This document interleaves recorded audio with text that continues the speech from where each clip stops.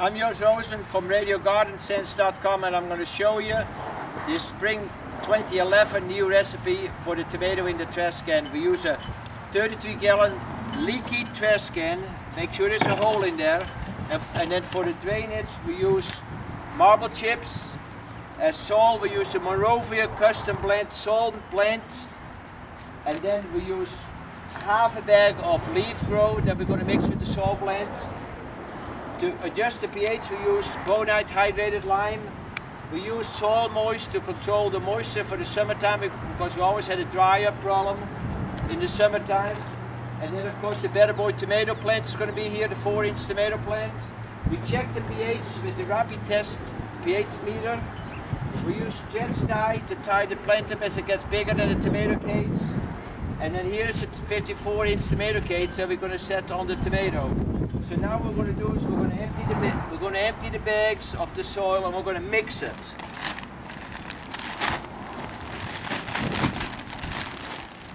Now we add half the bag of leaf grow to it. Gives you a little extra moisture holding ability, so we use half a bag.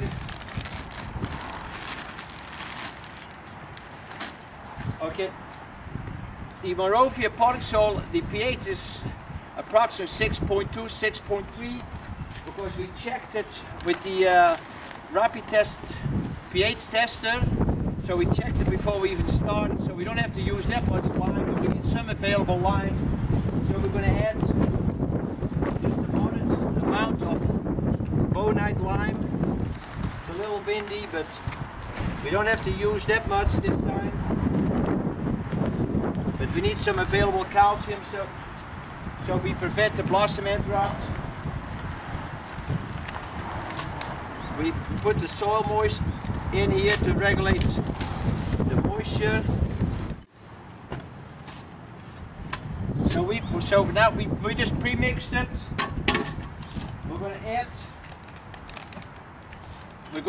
add the Monrovia organic vegetable and tomato food. So the fertilizer we're going to put in there. So to give the tomato an extra good start. So we use about 10 ounces of this Monrovia organic vegetable and tomato food. Again, we're going to turn it over again. So make sure that we mix it real well. It has to be mixed real good, because otherwise you have hot pockets with fertilizer. Although it's organic, it's still you don't want to have it sit all in one spot. Okay, this is pretty good now. Looks like it's pretty well mixed. We're going to take the marble chips, and we put about half a bag goes in the bottom of the can for drainage, and we're going to fill the can with the soil. It's nice and airy, fluffy.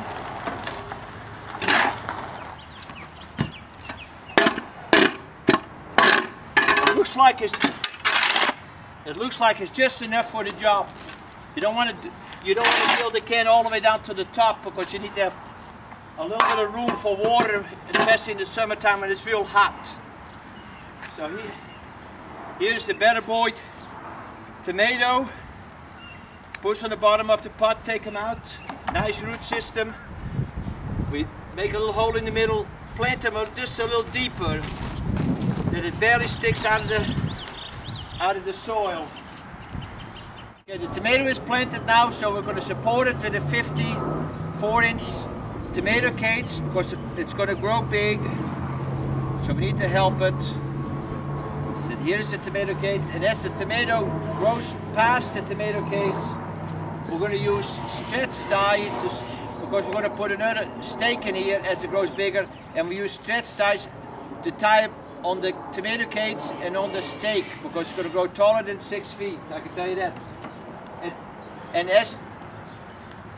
as we come along in the summertime, like after about 3 weeks after planting, we feed the tomato plant with Neptune Harvest organic fish and seaweed fertilizer, and we do that about 3 weeks after planting, then about a month later, and then about 3 weeks later.